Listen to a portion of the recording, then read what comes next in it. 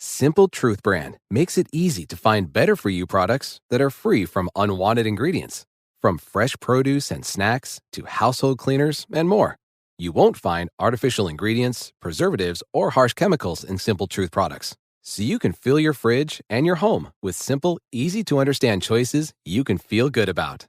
Just look for the green Simple Truth circle to get the quality items you want, free from the ingredients you don't want. Simple Truth, exclusively at Baker's. It's Kate and Oliver Hudson, host of the new podcast, Sibling Revelry. That's right. We started this show because, you know what? No one talks about siblings and that dynamic. The siblings, they know each other better than anybody. Yes. You know. Listen to Sibling Revelry on the iHeartRadio app, Apple Podcasts, or wherever you listen to podcasts. Episode 243, Breaking the Cycle of Poverty. Welcome to the Frugal Friends podcast, where you'll learn to save money, embrace simplicity, and live a richer life. Here are your hosts, Jen and Jill.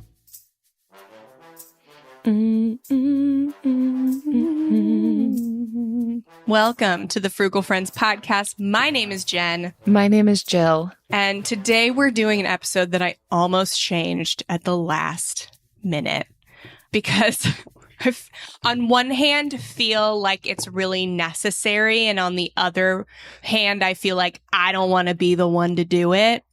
But here we are doing this. Here we find ourselves doing and addressing a very complicated topic. So there are so many caveats we can make, are about to make.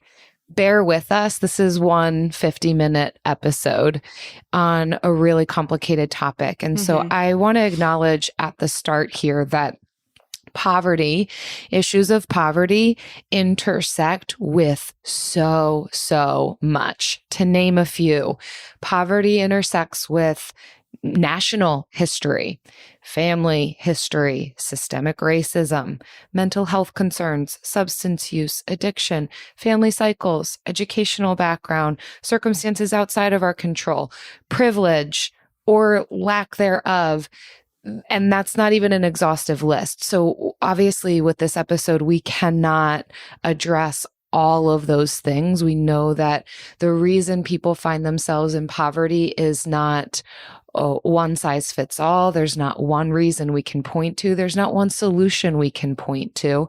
And for some, it is more difficult to get out of than others. And Jen and I recognize that we are not the best voice for all people. Like, there are some who find us helpful, some who don't.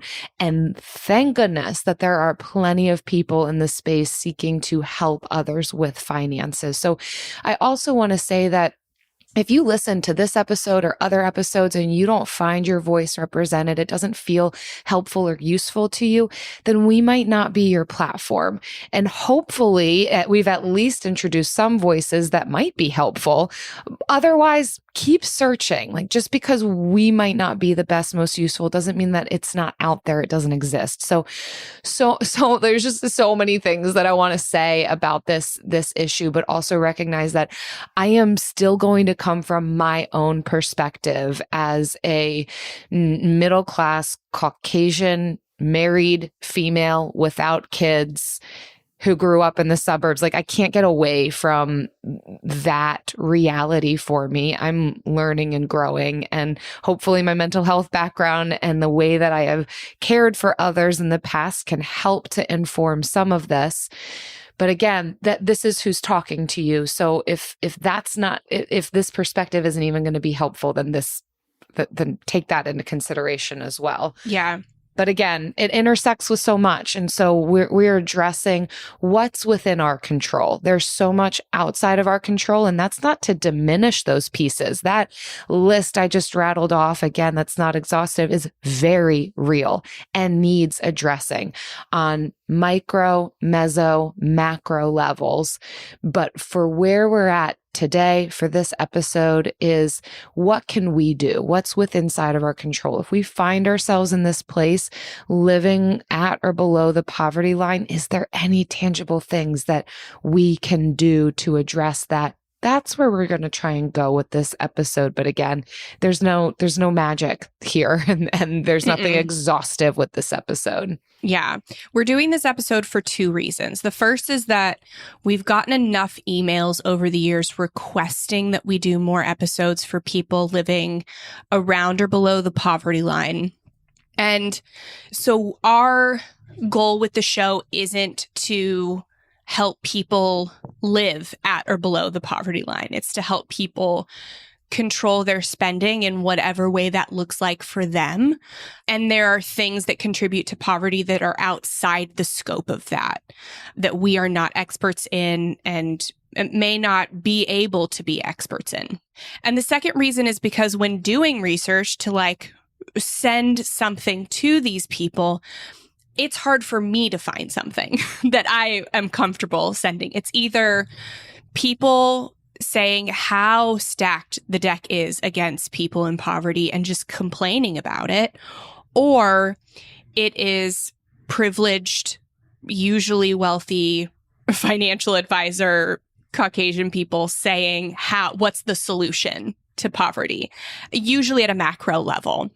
So there's not something like, if I was living on minimum wage, and I look at this, if I'm a single mom with kids, in and out of jobs because I can't afford childcare and my kids need somebody to watch them, maybe I am supporting a family member as well because of this this cycle of poverty, this cycle of lifestyle. And if I'm in that situation and I'm looking for a podcast to be like, where do I start? How do I even get to the place where I can start thinking about saving and spending based on my values? There is nothing. There is nothing there. And we are not the best people to do that. But we could be the first people, at least on Apple Podcasts. So that's where we are. So if that's you, if you're in that situation listening to this, we just want to cover things that will be of use to you. It is not an all-encompassing. We will not offer a solution to poverty or tips for cutting your grocery expenses so far that you can live at the poverty line. That is not what this episode is going to be. Well, I'm glad we're here, and I'm glad you showed up, Jen, and didn't make a last-minute change in this, because financially speaking, I was below the poverty line not that long ago. I know that many people, if you followed this podcast for a while, you know that. And my goal was not to stay there, and thankfully I am no longer there. But again, that's only financially speaking. I recognize that I had resources in other regards that would keep me from becoming without a home, without food. But I can commiserate to some level what it feels like to be so strapped for cash, for financial resource, and what that can do to someone emotionally and mentally. And beyond that, I have many friends and clients who live at or below the poverty line. So I am glad to be doing this. And I think just a heartfelt, empathetic care and concern for those who find themselves in this place. So I do want those of you listening to feel that reality, but also our witness and our support to not stay in that place if that's what you desire. If you desire to find yourself in a different place years from now, hopefully we can help to provide some of the tangible tools for that to be a reality, not neglecting the fact that there are a lot of other circumstances outside of our control. But let's focus on what's inside of our control for the sake of this time together. Mm-hmm. And before we get to those things, let's hear a word from our sponsor. This episode is brought to you by Beach Balls. Today's episode is heavy, so we invited an airy sponsor to lighten up the mood. Get it? Are you at an event where all the attendees are falling asleep in their chairs? Throw out some beach balls. Kids throwing heavy objects at your valuables? Replace all their toys with beach balls. Every single one. Going to the beach? Maybe bring a volleyball or an inner tube or something, because beach balls are actually pretty impractical for the beach. We're giving our Frugal Friends members at our Patreon bumper stickers this month. So maybe you go to frugalfriendspodcast.com/Patreon and get a bumper sticker and bring that to the beach. I don't know. Beach balls. They're not the solution to everything, but they're the solution to more than you think. I have beach balls around my house. You do. They are the solution to some things. From the party. It is the toy I give to kids because they can't break much with them. Amen. So there are some good episodes that you can queue up after this. If you are interested in some of the topics that we talk about today, thank you for bearing with us through the longest introduction that we've ever done in the history of the show. So we've got episode 223, How to Design and Afford Your Dream Life. And then we also have episode 139, Money Mindset Shifts We All Need to Work On. So, and I think we just did there might be a more recent version of that, actually. I think we did that as a rerun. But yeah, these are some good ones to queue up. And so we're breaking this up into two parts, obviously. We're going through two articles. But the first one are things, I'm calling them things to lay down. And the second part is things to pick up. And so you might better understand that once we go through the articles. But the first article is 6 sacrifices you need to make to escape poverty. Among the many sacrifices you're already making, here are 6 more.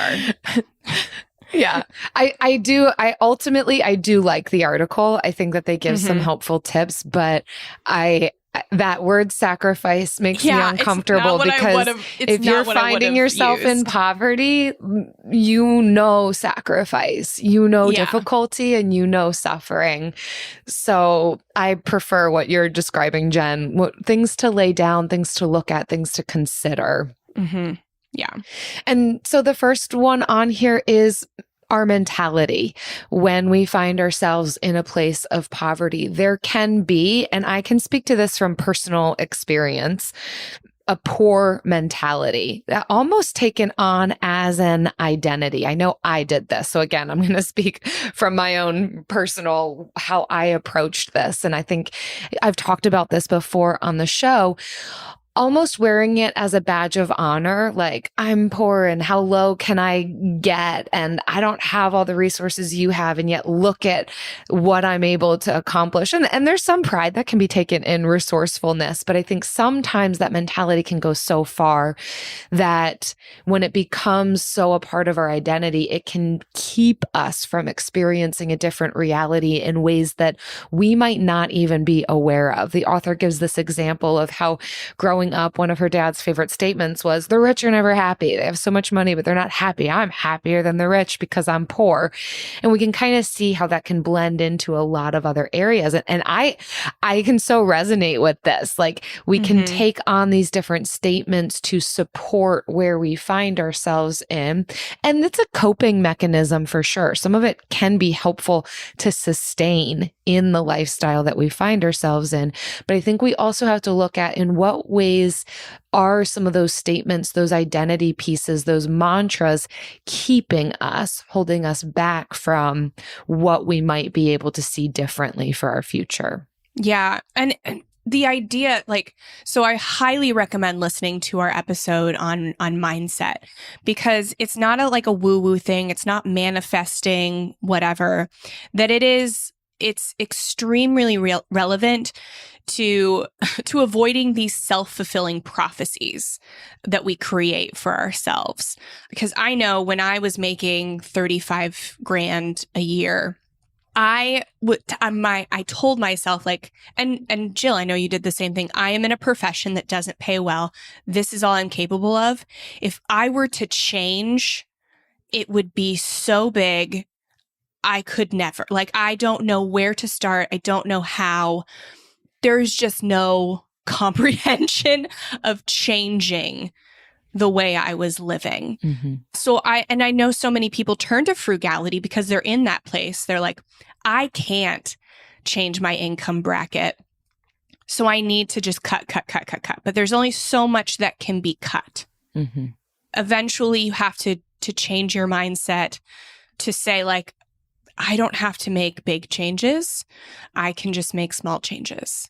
And the magnitude of your changes can change based on your season too.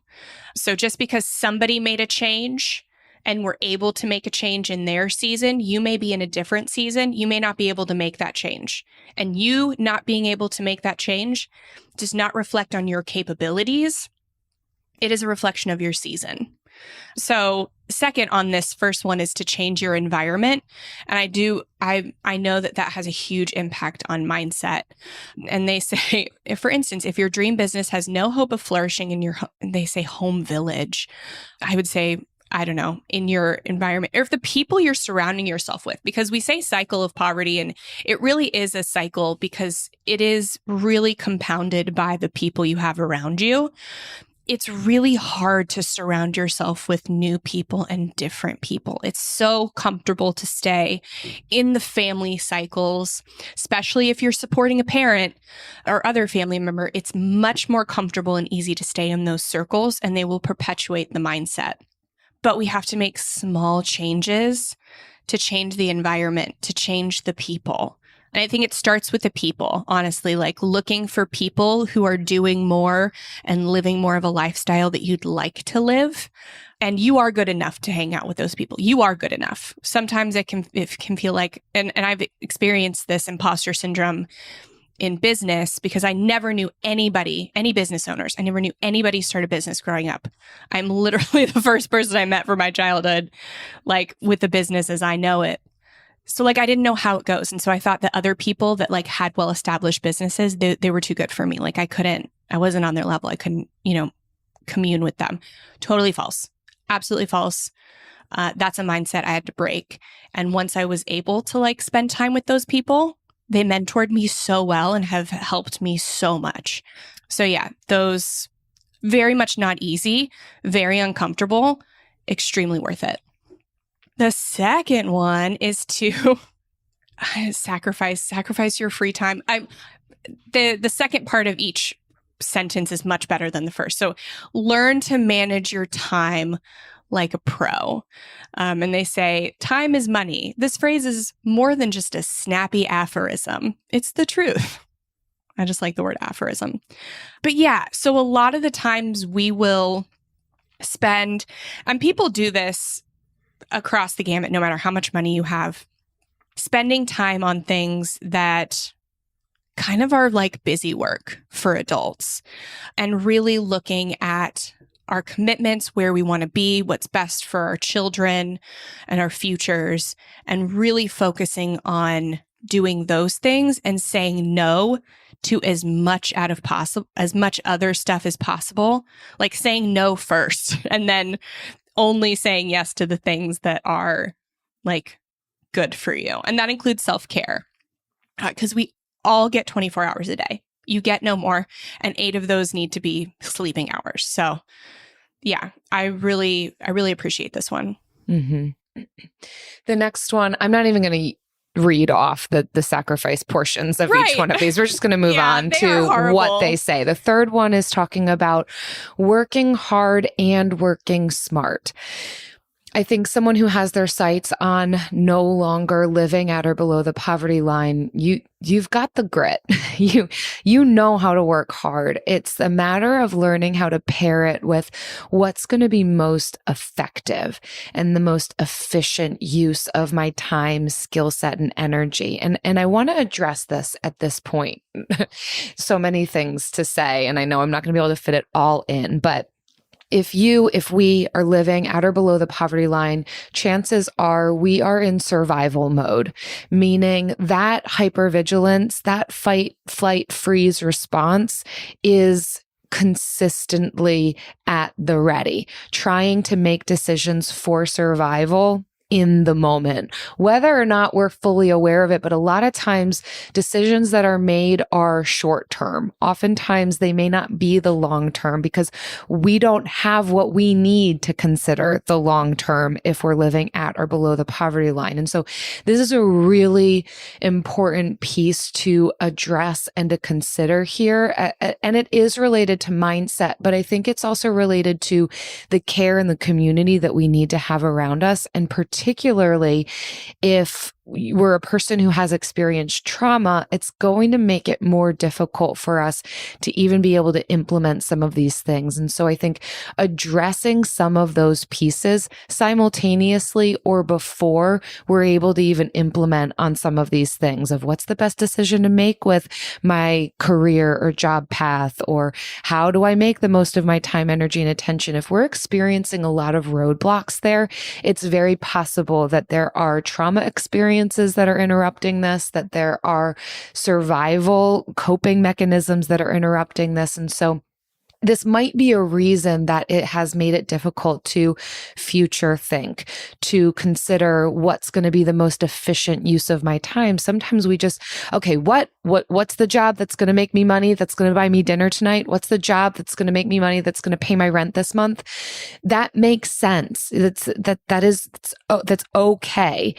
But there's going to be some deeper things that are going to need to be addressed. And I just want to weave that in here because there are some survival instincts that are probably at play here. So addressing those, finding someone trusted that you can talk to, getting help from a mental health professional could help if those are some of the barriers that you're experiencing. But as you're able to kind of knock each one of those down one at a time to consider what's the best use of my time in a way that's not just short-term thinking, but also long-term thinking. And that could be what excites me most when I'm doing the jobs that I'm doing, what feels most fulfilling, rather than just kind of approaching work and making money like one of those arcade games. We talked about this, but the whack-a-mole. Whack-a-mole, whack-a-mole. Sometimes when we're in a cycle of poverty, that can be how we approach money making. And so the challenge here is, okay, how could I approach it differently? It's not just, okay, how can I just get quick money here, there, the other way to pay my bills? That's good. But to get out of that cycle, what's going to be the best, most efficient use? And sometimes we're going to need a community around us to help us think in that way. But investing in ourselves and investing in the things that we actually really enjoy to be able to grow something larger than just paycheck to paycheck. Yeah, I don't really understand what the article author is trying to say here, but I understand what you're saying. Like giving yourself space to really reflect on why you have the money mindset you do, why you are earning money in the way that you are, and brainstorming alternatives and getting creative, which is what we say with frugality. Frugality is not a race to the bottom. It's not a race to see how little can I spend. It's giving yourself space to get creative. And I think this working smart is giving yourself that space to do that work. So I very much more like what you said than what this article is saying. So the next one is to spend less, save, and invest.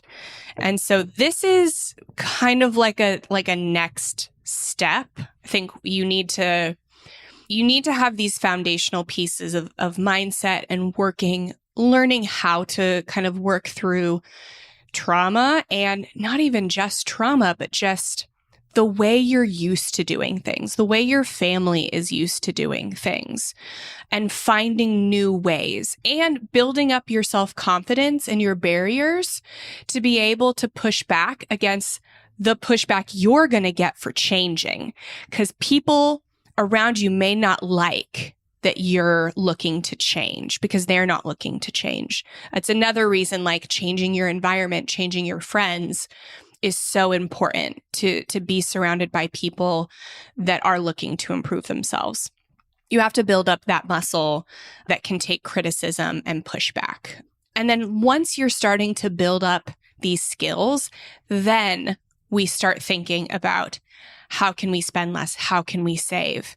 And then eventually, how can we invest? But that's a process. And it's definitely, we have over 200 other episodes that can help you with those. That's not necessarily what this episode is about, but it is a trifecta of the spending less, the saving, and investing. But you can take them in small steps and you don't have to worry about them right now. Yeah. It's not an issue in my observation for people who find themselves in this situation of like not being scrappy or resourceful. It's the how to get over that hump and actually have some reserve money to be able to not just, live not even just paycheck to paycheck, but pay rent and not be concerned about like where the next meal is coming from. And so then the next one is talking about focusing on victories. Again, talking about in some ways they're leaning towards don't pay attention to your emotions. And I would push back on that. And I appreciate the second portion of this, the focusing on the victories. I think that is going to be important. Celebrating along the way, looking at what you're doing well. But I think that a big portion of this is going to be looking at our mentality, our emotions, what's happening inside of us, our experiences, and what needs to shift in order to find ourselves in a different place, in a different reality with our money. I think we do have to take some deep dives emotionally, relationally, to be able to move forward, to interrupt the cycle that has been. We've got to understand ourselves more. We've got to be curious with ourselves more, investing in ourselves more, celebrating ourselves, giving so much grace and freedom because of the sacrifices that have been made and continue to be made here, and making sure that we're able to celebrate along the way, no matter how small.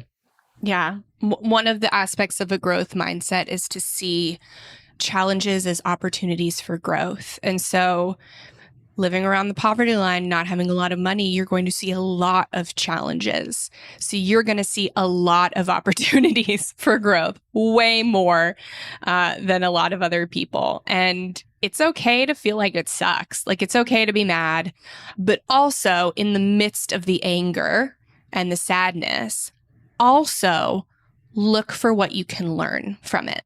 It's not saying like, don't acknowledge your emotions, feel them, and also look for how you can grow. Just add it on top. So the last one here is don't let certificates determine your worth. So the writer, who now at the very end I can see is from Kenya, and that's why they're using the word village, said they had a friend that graduated from college, got their degree to be an actuary, sent out tons of resumes, and received no job offers. And so she decided enough was enough. She's going to take matter into her own hands. And she said today she owns one of the biggest furniture shops in Nairobi. And so the author, and this reminds me of our interview with Ellie Diop, who received tons, had like a lot of experience and got tons of rejections when she was applying for a job. And she was a single mom. She was back living with her parents. So like she was in this kind of place where this ideal listener, or a listener who I'm thinking of when we're reading these articles, and she said enough was enough. And so she started her own business. She used all of her experience and just started posting things online to see what resonated with people. And then when she found what resonated with people, she expounded on that in an eBook and started selling it. So she took matters into her own hands, and now she has a 7-figure business teaching people how to do what she has her experience in. And so I think we get tied up in having to conform to the traditional 9-to-5. And the traditional 9-to-5 is great if you can find a job that you love, but you don't have to conform if the cards are stacked against you. You can go a different way. And I'll also caveat that Ellie didn't spend a lot of money to start her business. She didn't sink 10, 20 grand into something. She didn't sign on with an MLM. Like, she did this. She was scrappy. And if you're willing to be scrappy, you can do something different. You don't have to let what you thought you were supposed to do dictate what you will do. And that doesn't mean knowing everything or being an expert on everything. I think the people who I have seen be the most scrappy is knowing how to use the resources around you. The tangible resources, the people resources, and talk to people who are maybe living a lifestyle that you want to be living. See if there's anything that you can learn from them, any offerings they have for you, and just keep investing in yourself in that way, from conversations with others in your community to listening to podcasts to reading books. There are many ways to invest in ourselves that doesn't cost money. Yeah. So those were the things to lay down. And now we're going to transition to some things to pick up on your already heavy plate. So no, this is not a list of things to add to your plate. This is a list of things to essentially just pick up in your lifestyle, in your mindset. Yeah. You'll get it when we go over the article. It's 7 tips for breaking the cycle of poverty. AI might be the most important new computer technology ever. It's storming every industry, and literally billions of dollars are being invested. So, buckle up. The problem is that AI needs a lot of speed and processing power. So, how do you compete without costs spiraling out of control? It's time to upgrade to the next generation of the cloud, Oracle Cloud Infrastructure, or OCI. OCI is a single platform for your infrastructure, database, application development, and AI needs. OCI has 4 to 8 times the bandwidth of other clouds, offers one consistent price instead of variable regional pricing. And of course, nobody does data better than Oracle. So now you can train your AI models at twice the speed and less than half the cost of other clouds.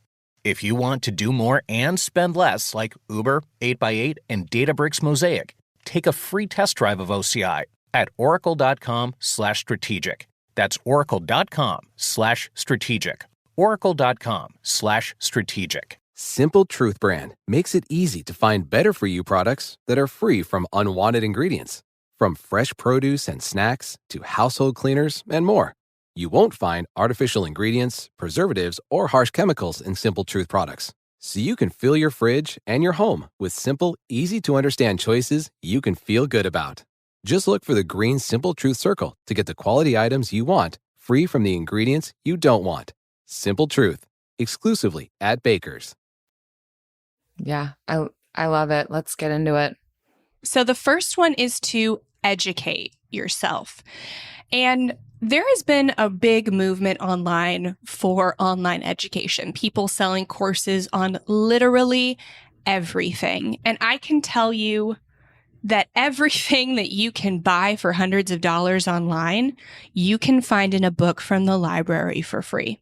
I absolutely guarantee you, because I know, at least in the finance world, because I know who they are. I know what they're saying. I know, you're actually paying for like group coaching things with them and like Q&As and stuff, which is why like we don't sell the course. We just offer like either on our Patreon, you get a bonus episode and behind the scenes, or in our challenge membership, you get a challenge and a monthly money party with us and accountability groups. Like that's what we offer, because you can get all the information in books for free and you don't have to read them. You can get them in audiobooks. Leaders and successful people are voracious readers. They really are. And so educating yourself on, they say, basic financial literacy, how credit works, your options when it comes to financial products and institutions, and your rights when it comes to banking and financial products. I think if I had to recommend a book to start with, I Will Teach You to Be Rich by Ramit Sethi is my number one pick for a book to like start with. And that is definitely available for free. It's on Audible. It's for free at the library. It's around. So it's a very popular book. Number 2, you knew it was coming. Change your mindset towards money. And I will affirm this. I know that it sounds so hard to actually grasp, but I do love that they give some actual questions to be pondering, possibly even journaling about. And they reference a quote from Bola Sukunbi from Clever Girl Finance, who talks about improving your personal finances and achieving financial wellness is 20% skill and 80% behavior and mindset. And I could not agree more from my own personal experience and from what I witness and observe in other people. For many low income earners and those who find themselves in a cycle of poverty, it's the money habits of parents, lessons that are deeply ingrained and strongly influence attitudes towards money. And so this is another really fantastic place to start, is consider asking yourself these questions. How were you raised with money? What money habits have you inherited from those who raised you? How did they handle money? What triggers you to spend money? Is it a raise? Is it a sale? What are your current money beliefs? What do you believe about money? What are your attitudes towards it? How much do you own outright? How much money do you owe? What small steps can you take now to start changing these beliefs for the better?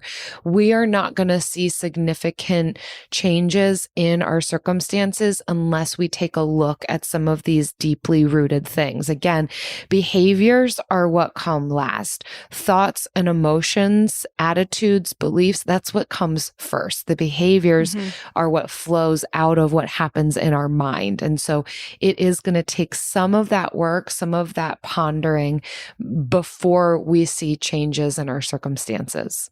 Yeah. I like this quote from Sharita Humphrey. You're not poor, she says, you're just in a lower wealth status. That is a fun way to view it. You're just in a lower wealth status. And the article expounds, like, when you think about your financial situation as temporary, you start to understand it's something you can change. But when all you see around you is people in your same financial situation, it can seem like the poor get poorer and the rich get richer. And that's not a lie. They do. But when you start to better understand how the rich get richer, then you can increase your wealth status just like they do.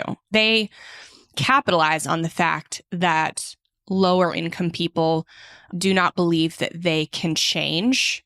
And they capitalize that fact and they market, and they just get lower income people to buy more stuff to make them richer.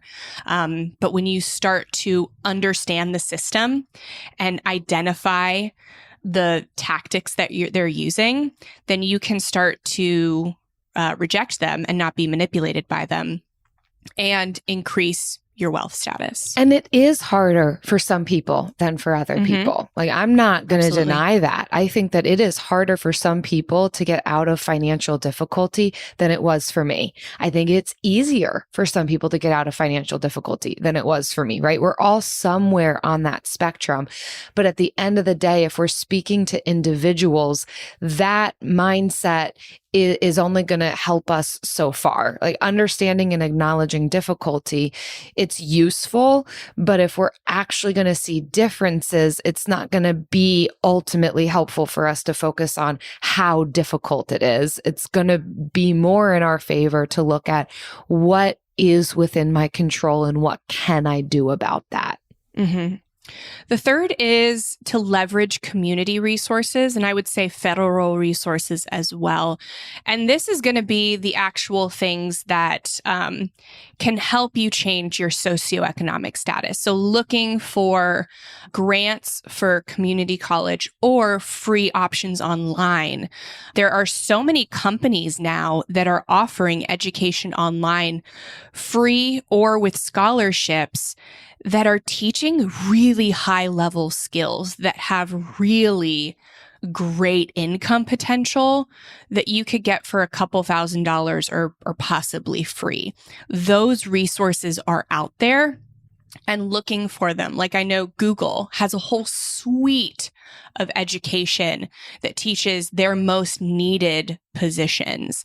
Salesforce is a CRM. Like, if you have access to a computer, you can figure out how to manage the this customer relationship management software for companies, and you can make 6 figures a year. And all of that education's free. Salesforce offers those education tracks for free. So there are resources online that you can use. Hold up. When we originally recorded this episode, we could not find a resource that compiled all of the federal, state, local, and various nonprofit opportunities that are available. But in the weeks since recording, we have actually found something from the National Council for Financial Opportunities, and it's called the Opportunity Finder. The Opportunity Finder allows you to put in some very simple facts about your situation, and it can help you find resources for education, healthcare, jobs, income, whatever is available to you in your situation and location. It can help you find it. So again, this is called the Opportunity Finder, and you'll be able to find it very soon at opportunityknocks.net. And this is actually in conjunction with a new PBS program from the National Council for Financial Opportunities called Opportunity Knocks, where financial counselors and coaches help families through financial difficulties using the Opportunity Finder. So again, head to opportunityknocks.net to find the Opportunity Finder and check out Opportunity Knocks on PBS when it premieres very soon. And then it's figuring out like grants and waivers and stuff for childcare, so that you actually have the time to take these classes. Leveraging, so maybe you watch somebody else's kids with yours one day, so they watch your kids another day, so that you have time to do this stuff. So it's getting creative and leveraging not just the community, like nonprofit organizations and stuff and federal resources, but getting creative with how you leverage community resources and the resources around you so that you can actually take action on this stuff, because that's the hardest part. But there are just nonprofits, there are public libraries and schools, there are churches and community centers, all of them offer something different, and you can try. Gosh, I know the YMCA kind of offers like free gym memberships to certain people, and they have childcare. And I once, when I had a Y membership, I was like, I wonder if I could just put my kid in childcare and then do some work like in the locker room, because you just have to be on site. So it's like getting creative with stuff like that, getting scrappy, and utilizing the resources you have to take action. As a stepping stone. Yeah. Not necessarily as a place that we set up tent, but a stepping stone. Number 4 on here, avoid predatory payday lending. And of course, getting out of this cycle, that's going to take some work and some effort for sure. But payday lending charges so much interest where you could be paying that loan for years to come. They reference a study where about 12 million Americans use payday loans every year and spend an average of $520 in fees to borrow just $375. As you can see, that math doesn't add up. Of course, the reasons for utilizing payday loans at cash advances is an emergency need for that money. Oftentimes, maybe having poor credit or no credit and not having accessibility to lower interest loans, lack of awareness about other options. So there's very relevant and understandable reasons for utilizing payday loans. But if you can avoid them, find ways to avoid them, you are going to find yourself breaking that cycle of poverty, because payday loans, the high interest rates on them, the fees on them, those are the types of scenarios that are going to keep someone trapped in that cycle. Borrowing against these high interest loans and never having the ability to pay them back is what keeps people down. And it is predatory and it is super angering. The best, the lowest hanging fruit here in getting out of this cycle is going to be focusing on building credit so that you have access to lower interest loans, and then eventually finding yourself in a place where you don't have loans at all, of course, step by step by step. But simple ways of building credit, even connecting, paying a cell phone bill to your credit score. Finding ways to build your credit is going to be helpful in not needing to have access to those payday loans. Yeah. So you can either, there are several ways to do this. If you have a landlord that is kind of like an individual mom and pop landlord, you can maybe ask them to use Stessa. Stessa is one option to accept your rent payment, and that rent payment will be reported back to your credit score and to your credit report, and that will build your credit. Another way is to get a secured credit card. And this is a credit card that's kind of like a gift card almost. You load money onto it, and your credit limit is the money that you have given to the bank. And so that is, it would be the same as a debit card, but this builds your credit. So those are the two easiest ways to start building better credit, so that you can so even if you're not using payday lending, if you need to build your credit, because eventually you will need it to get better rates on a car mortgage, those are the two best ways to start. Next is to ask someone you trust. So talking about money with people. Again, I think the fastest way to act on the things that we're saying is to build your network of people who are already living the life that you want to live. And that can be, it can start with following people on Instagram that are living the life you want to live. And I'm not talking about people sitting in front of Porsches or big mansions or whatever. Those people are fake. Those cars are rented. I'm talking about people who are investing, who are saving, who are paying off debt, people that are being financially responsible, that have money to be financially responsible. So that you can start there, but you need people in your life that you can talk about money to. So whether it is a manager at your job or a manager somewhere else, meetup.com has networking, meetups on all kinds of different topics that are free to attend, heading to those and just kind of creating relationships with people there, just getting outside of your regular network so you can find people to talk about money with. And this used to be really easy in the blogosphere when financial blogs were really easy and you could talk to people on the blog. But they give some really good names here of people you can read. They won't necessarily write back, but so Bola from Clever Girl Finance, she has 3 books, soon to be 4, that are all fantastic. It's the Clever Girl Finance series. Tiffany, the Budgetnista, also has a fantastic book. Lacey, the Military Money Expert. Sharita Humphrey, Robert from The College Investor. He's more when you're in the investing side, but I know all of these people, they are all fantastic. But yeah, find people that you can trust and talk to them about money. Yes.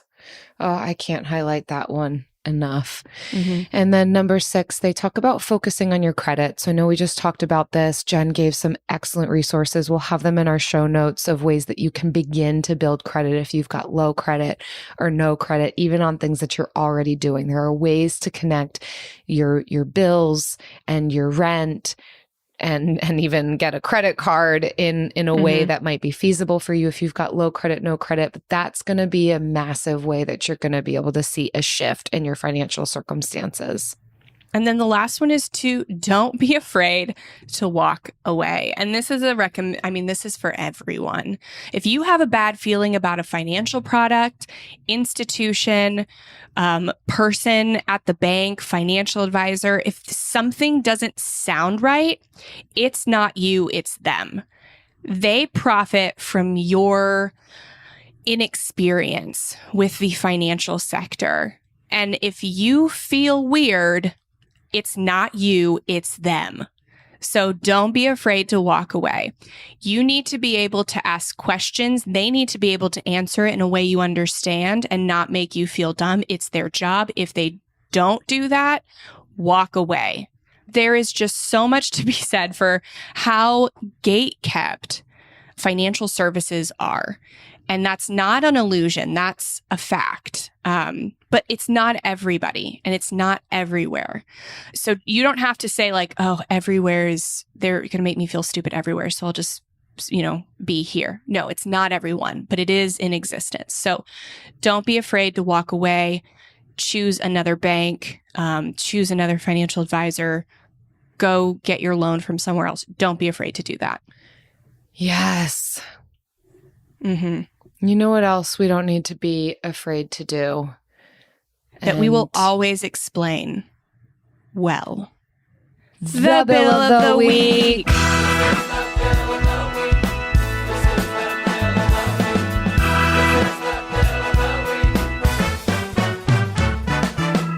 That's right. It's time for the best minute of your entire week. Maybe a baby was born and his name is William. Maybe you paid off your mortgage. Maybe your car died and you're happy to not have to pay that bill anymore. Duck bills, Buffalo Bills, Bill Clinton. This is the bill of the week. Hi, Jen and Jill. My name is Sarah. I am a longtime listener, first-time caller. And this week, my wife and I bought our first house. We have lived in 9 different places in the last 8 years, including a lot of situations like our last one, where it was a house that we were renting and we moved in. And after 5 months of living there, the owner decided to sell the house and not rent anymore. So we had to leave at the last minute. And it's been a lot of things like that. And I can't even imagine the amount of money that we have spent on changing apartments and all the different fees and pet rent and crazy stuff. And I'm so happy now to have a mortgage that's going to be consistent, and we will be paying extra onto that because it'll be way cheaper than the rent that we've been paying in Atlanta, a very high cost of living area. So I'm so excited to have a mortgage, probably the happiest person in the world to be getting that bill every month. Thanks. Oh my gosh, Sarah, what a dream. You kind of forget like the stress. It's not just like you want to build equity in a house, but it's the stress of you could get kicked out at any time, which is what happened to us too. So I get it. And the pet rent and the moving fees and the stress. Oh my gosh, I'm so glad that is over for you. Mm-hmm. Congratulations, Sarah, about this mortgage and where you found yourself and not needing to have the fear of getting kicked out and being able to have all the pets that you want. As house. Many pets as you want. Just don't invite Jill and I over. I might be allergic. Yeah. If you all listening want to submit your bill, whether it's about a mortgage bill that you're so thrilled to be paying or a bill that you no longer have to pay or something related to, your pets or the Buffalo Bills, you know the drill. Visit frugalfriends.podcast.com/bill. Leave us your bill.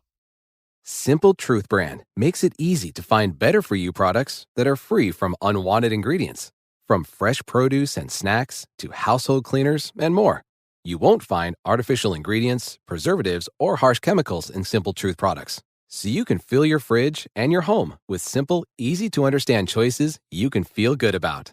Just look for the green Simple Truth circle to get the quality items you want, free from the ingredients you don't want. Simple Truth, exclusively at Baker's. When you download the Baker's app, you have easy access to savings every day. Get the most out of weekly sales and receive personalized coupons to save on your favorite items, all while earning 1 fuel point for every $1 spent. Baker's makes it easy to save while you shop, whether it's in-store or online, so you get the most value out of every trip, every time. Download the Baker's app now to save big on your next purchase. Baker's, fresh for everyone. Must have a digital account to redeem offers. Restrictions may apply. See site for details. And now it's time for the lightning round. So today's lightning round question, I also want to acknowledge that drill and bill rhyme, and you do that all the time, and I just realized it. .com/bill, you know the drill. It could be a song. Yeah, you're so good. Today's lightning round question. What was a significant change you made to change your financial status? This was a really good question. When I was reading the outline, it did cause me a lot of reflection. Like, what was the biggest pivot? And people might not love this answer, but it's the reality. It really was mindset. And I think it's why I've wanted to harp on this so much throughout this podcast episode. And honestly, just in our podcast in general, we talk about mindset a lot because it is very pivotal. It's where our changes begin, is in our mind. It's where we can start to see new growth, new realities, new circumstances. I know I've talked about this before. I'll share it again now. There was a year not that long ago where Eric and I, my husband, combined collectively made $18,000 a year. I don't share that to raise any kind of like, look at me flag, but to be able to say, yes, like I can understand that financial aspect of being really strapped and wanting a different reality for myself. And I think the biggest shift was having the freedom to say, I don't have to be here anymore. Shifting from, I'm poor. I'm constantly poor and looking for ways for other people to care for me. But what can I do to care for myself that might make a change? Where is there freedom and permission to say, I could do something different? I don't have to find myself in a job that I feel takes advantage of me and doesn't pay me much, but requires and demands so much of my energy, attention, skill set, resources. And I think when I made that realization and actually embraced it is when I started to see differences. It wasn't overnight though. Some of it included investing in myself, expanding education and influence and knowledge and skill set, giving myself permission to do different things, set my hands to even things that I enjoy, that I don't have to sacrifice myself over and over and over and over again for something that never gives back to me.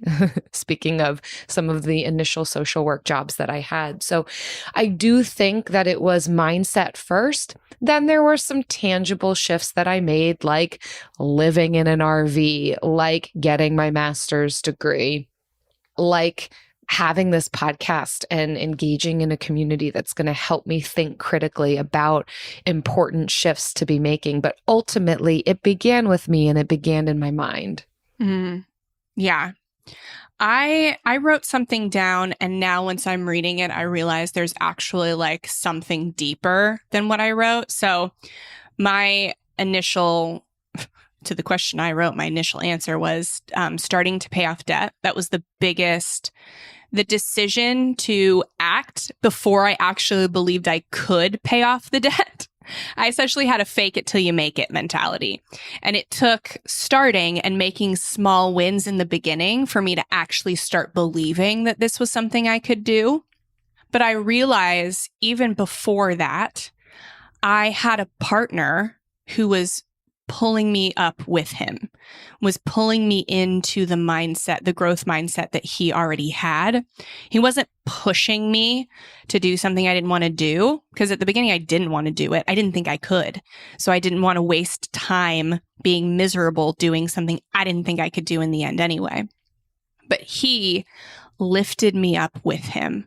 And it was that supportive partner that I think, got me to make the action before I had the mindset and supported me. And so I would say a supportive partner. I mean, yes, you can do it on your own. Action before mindset. Just keep going.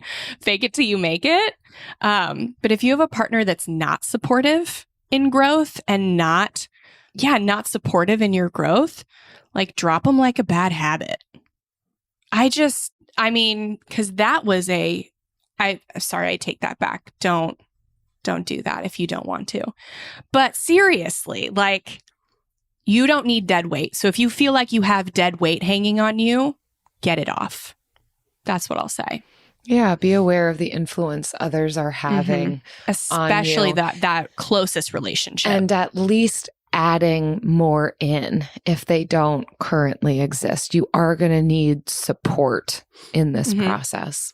Yeah, it's easier to do it on your own than it is to be carrying dead weight.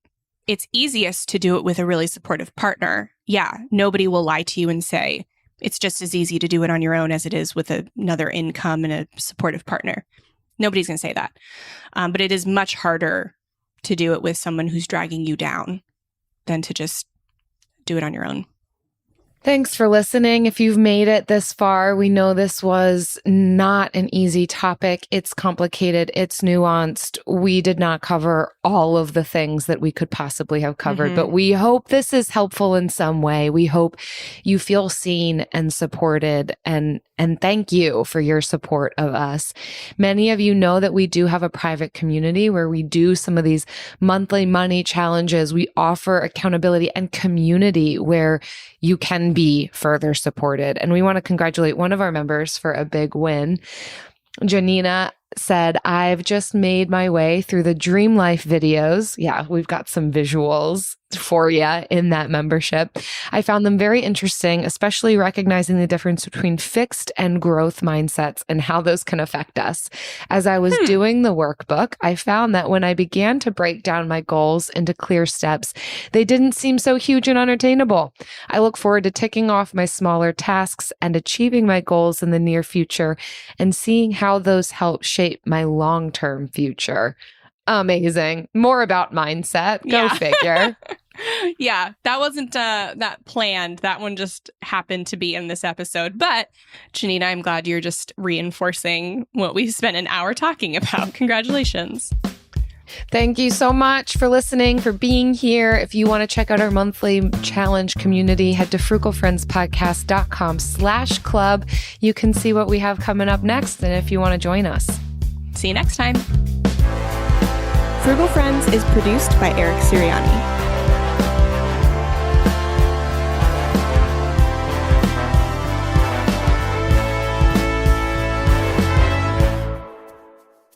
Jen. Jill. On to a more lighthearted topic. Please. So recently, 2 family members of mine, my mother and my brother, pointed out that my arm hair is very long. Like the hair on my forearm is very long. Thankfully, it's light colored hair. So, maybe people don't totally notice it. But literally in the last 2 weeks, both my mother and my brother are like they were talking to me and mid-sentence, like distracted by it separately. And we're like, oh, Jill, your arm hair is really long. And I never really noticed because my vantage point, is just kind of looking down at it. You don't really realize until you flip the arm over that it had an inch to 2 inches kind of hanging off the tail end here. You do not have 2 inches of hair on your arms. I was appalled, really, and thinking how many people have noticed this, not said anything. But I kept forgetting about it until I'd be, in bed thinking and then realizing, oh yeah, my arm hair is really long. Or like I walk past a gust of wind and I feel it on my arm. It's like, oh, why did I feel so much wind? Yeah, because my hair is like blowing in the wind on my arm. And the other night I was in bed, I was like, dang it. And I kind of verbalized it out loud. I'm like, I gotta do something about this arm hair. And Eric is like, oh, well, literally like 11:30 midnight. He's like, you want to shave it right now? I was like, oh my word, like you think it's so bad that you're willing to get up with me and help me shave my arm hair. Cut to, I did need help. It's like a hard angle to get at. Eric helped me to I'm like, but I don't want to shave it all the way. Like I don't want stubs that hurt me when I wear long sleeves. I want to, but I didn't know fully how, but he helped me. And I'm like, Eric, did you notice? He's like, yeah, I mean, it's long. I'm like, so you noticed and you never said something? Like you need to adopt TSA's approach. See something, say something. Don't wait for my mother or my brother to let me know. Like this is your role as a spouse and a partner in life. He was so eager to help me get it gone, but apparently not going to be the one to point it out. He's like, I don't think you realize how bad it could go if I point something out to you. Yeah. He's right on that. He is right on. If I was him, I would not have said anything. Well, I also don't think he cared. Like he maybe not, but enough. It makes me wonder what else is going on that other people are seeing. They don't want to say anything. You're my spouse. You're supposed to say something, but you're not going to say anything. Like, don't be so scared of me. I have never noticed your arm hair. Oh, that's good. Ever. Well, hopefully you won't anymore because we handled that situation. Me and Eric together in the shower. I'm not going to say anything. So embarrassing. Simple Truth brand makes it easy to find better for you products that are free from unwanted ingredients. From fresh produce and snacks to household cleaners and more. You won't find artificial ingredients, preservatives, or harsh chemicals in Simple Truth products. So you can fill your fridge and your home with simple, easy-to-understand choices you can feel good about. Just look for the green Simple Truth circle to get the quality items you want, free from the ingredients you don't want. Simple Truth, exclusively at Baker's. Discover the heartwarming and hilarious world of sibling connections on Sibling Revelry with Kate Hudson and Oliver Hudson. Dive into family tales, explore the human mind, and laugh with guests like Joel and Benji Madden. It's more than a podcast, it's a celebration of the ties that bind us. And it's fun because we've decided to open it up to really all kinds of different siblings. And it's going to be an awesome season. Listen to Sibling Revelry with Kate Hudson and Oliver Hudson on the iHeartRadio app, Apple Podcasts, or wherever you get your podcasts.